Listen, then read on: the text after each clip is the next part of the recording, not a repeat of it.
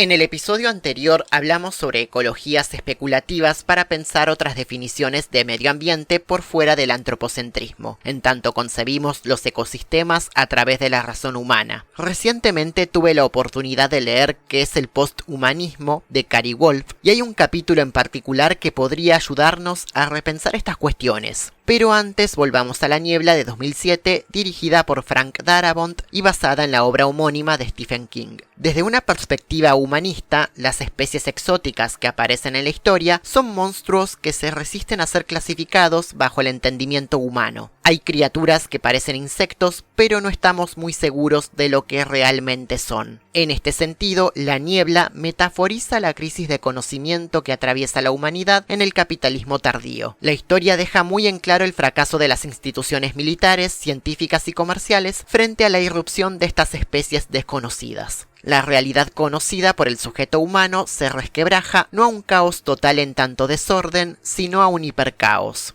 La noción de hipercaos es la idea de un tiempo completamente liberado de la necesidad metafísica de constreñirlo, ya sea a través del devenir o del sustrato. Este tiempo hipercaótico es capaz de crear y destruir incluso el devenir, produciendo sin motivo fijación o movimiento, repetición o creación. El hipercaos no es el caos absoluto ni devenir puro, es decir, que puede haber momentos donde surjan nuevos sistemas que respondan a leyes naturales distintas a las de nuestro mundo. Si un científico observara las criaturas de la niebla, podría preguntarse si estas especies están sujetas a la teoría de la selección natural darwiniana o si en el mundo del que provienen se desarrollan procesos semejantes. Incluso podríamos especular con la idea de un mundo sin evolución, donde las especies siempre han sido lo que son. Esto es impensable para nosotros, pero el hipercaos habilita otras posibilidades fuera de nuestra razón. Razón con la que suponemos que las leyes de nuestro universo observable son válidas en otros universos posibles. Ahora hagamos una pausa para referirnos a la obra de Kari Wolf, que es el posthumanismo, publicada en 2010. Este libro aborda una serie de cuestiones políticas, filosóficas, artísticas y jurídicas. Hay un capítulo que desarrolla la cuestión de los derechos de los animales que podemos articular con nuestro análisis de La Niebla. Hoy en día está más aceptada la idea de concebir a los animales no humanos como sujetos de derecho. Digo animales no humanos porque el ser humano también es un animal. Kari Wolf cita a Derrida para pensar esta cuestión, porque el problema de los derechos de los animales es que siguen siendo elaborados y promulgados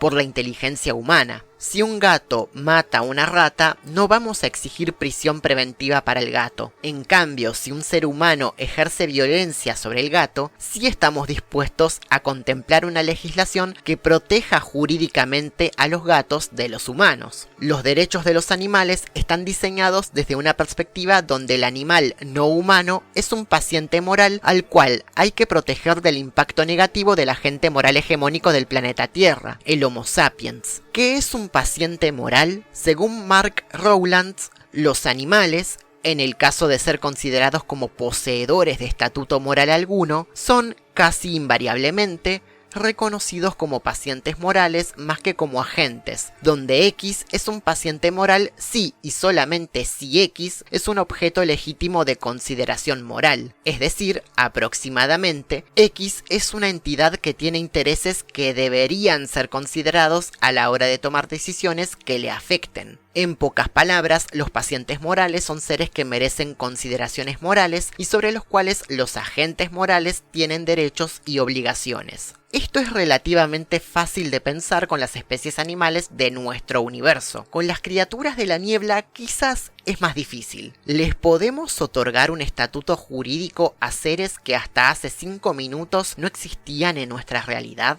Esto demuestra la inocencia con la que elaboramos nuestras leyes en función de las experiencias humanas. Sigo sosteniendo la hipótesis de que las criaturas de la niebla se limitan a adaptarse a un entorno desconocido para ellas y que no tienen responsabilidad jurídica sobre las vidas que matan. Fácil de decir, difícil de escuchar. En todo caso, los principales principales responsables podrían llegar a ser, como se sugiere en la película y en la obra literaria, los que desarrollaron y supervisaron el proyecto Punta de Flecha. Nunca vamos a saber toda la verdad respecto a la relación entre ese proyecto y la niebla, porque quizás la niebla fue un acontecimiento imprevisto, fortuito y contingente que puede tener relación o no con la ciencia experimental humana. Kari Wolf relaciona los derechos de los animales con nuestras políticas de reconocimiento, las cuales se basan en estimar a los portadores de derechos solo cuando manifiestan un grado de conciencia, agencia o autonomía. Es más plausible extender derechos a los gatos que a los árboles, porque los primeros tienen básicamente un cerebro, carne y huesos. El otro problema que puntualiza Wolf es si a los animales no humanos les interesa tener derechos o si les significa remotamente algo que un grupo de Homo sapiens se preocupe por promulgar legislaciones en el Congreso para la protección y seguridad de su especie. Si pensamos estas discusiones en relación a las formas de vida que aparecen en la niebla, suena ridículo porque dudo mucho que a la langosta gigante come hombres frente al supermercado le interese un pepino si la consideramos sujeto de derecho o no.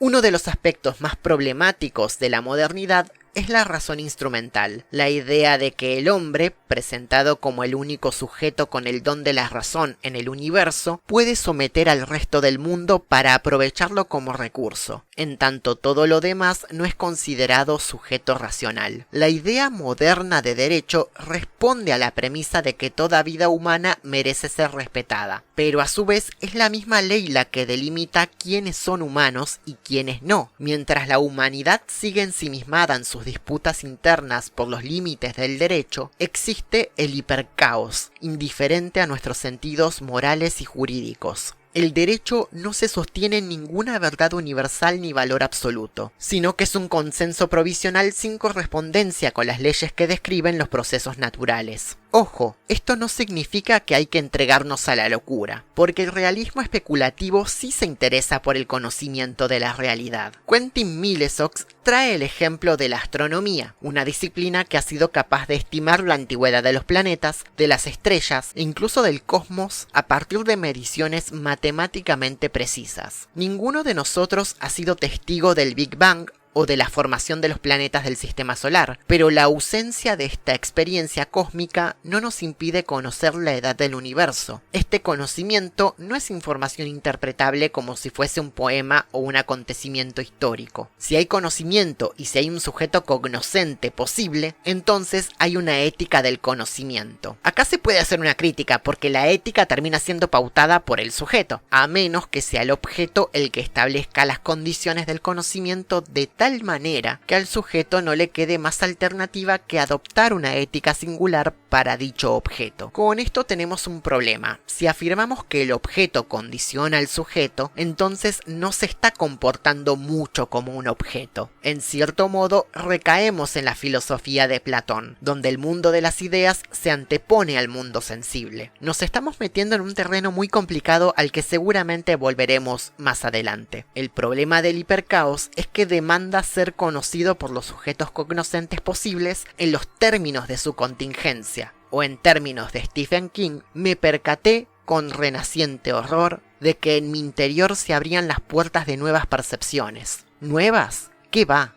Viejas percepciones. Las del niño que todavía no ha aprendido a protegerse creando en sí esa visión de túnel que excluye 9/10 partes del universo. Los niños ven cuanto se ofrece a su mirada, oyen cuanto entra en su campo auditivo, pero si la vida es un aumento de la conciencia, también es una disminución de las percepciones. Quizás los monstruos no llegaron a nuestro mundo, sino que nosotros llegamos al suyo. La niebla no es una emanación procedente de otra dimensión, sino un efecto de la atmósfera terrestre extrañada y vulnerable a la suspensión de las leyes que regían nuestro mundo natural. Y aquí volvemos a la obra de Kari Wolf. Nuestras ideas acerca de quiénes son sujetos de derecho depende de nuestro punto de vista. de cómo vemos al resto de los seres existentes en el universo. En un primer momento, los animales pudieron haber sido considerados objetos y como tales carecer de derechos que modularan el trato de los seres humanos hacia ellos. Pero una vez que el ser humano empieza a verlos como sujetos, establece derechos a favor de ellos. Indistintamente de la perspectiva humana, los animales existen antes y después del derecho. La diferencia es que quien hace la ley los ve de distinta manera en determinado momento. Entonces, la invitación de Woolf, a grosso modo, consiste en cambiar nuestro modo de ver el mundo para visualizar lo invisible dentro de lo visible. Para Derrida, la ceguera no es la falta de visión, sino otro tipo de visualidad capaz de percibir lo que la visión normal no puede. En este sentido, para el filósofo, lo invisible no es lo opuesto a lo visible, sino que lo invisible está presente en lo visible. A ver, ¿cómo lo explico?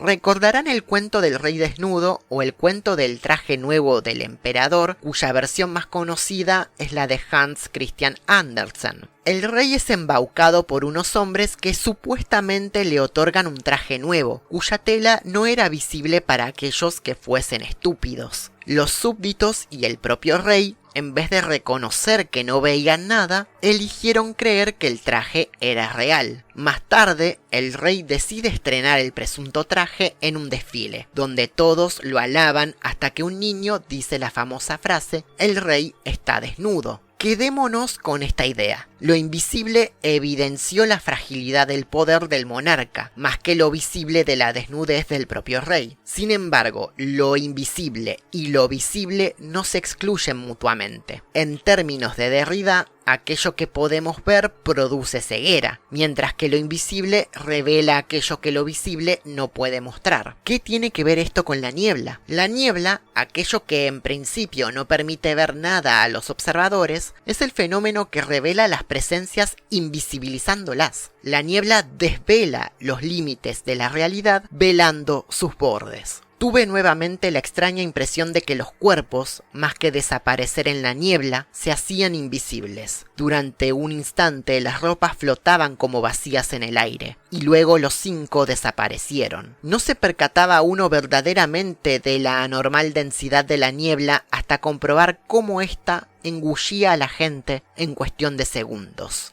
Aquí la invisibilidad, el no ver, no denota ausencia sino presencia, pero a la vez la niebla, como fenómeno que invisibiliza los cuerpos, evidencia una verdad que había permanecido hasta entonces invisible al sentido común, la extraordinaria fragilidad de nuestra carne. La mujer se internó en la niebla. La seguimos con la mirada, sin decir palabra. Vimos cómo la niebla la envolvía, la hacía insustancial, la convertía, privándola de corporeidad, en simple silueta de un ser humano ejecutada a lápiz tinta en un papel de una blancura que no se da en el mundo. Y nadie dijo nada. La niebla nos devuelve la realidad de nuestra insólita finitud y nos fuerza a leerla con la audición e incluso con el olfato. La singularidad del acontecimiento nos obliga a renunciar al ojo como logos y ratio de la ración humana para desarrollar una conciencia sensorial alternativa donde la información no sea sometida a la trampa del pensamiento. Porque fue pensar demasiado lo que condujo a la señora Carmody al dogmatismo y lo que condenó a Norton al escepticismo, los extremos filosóficos que propiciaron el descenso de la comunidad a un estado de civil y barbarie donde el sacrificio de niños forma parte de un nuevo contrato social. El hipercaos no exige otro sacrificio que la renuncia al correlacionismo, la blasfemia según la cual ser y pensamiento son inseparables en el proceso del conocimiento. No hay ser sin pensamiento y no hay pensamiento sin ser. No obstante, el personaje de David Drayton en el material literario elabora una perspectiva filosófica que se resume en la siguiente fórmula: aumento de la conciencia, disminución de las percepciones. Tanto la conciencia como la percepción suponen un sujeto consciente y sintiente, no un objeto. Pero he aquí que Graham Harman, otro referente del realismo especulativo, propone una filosofía de los objetos para salvar la cuestión. Cuando las piedras golpean contra la madera,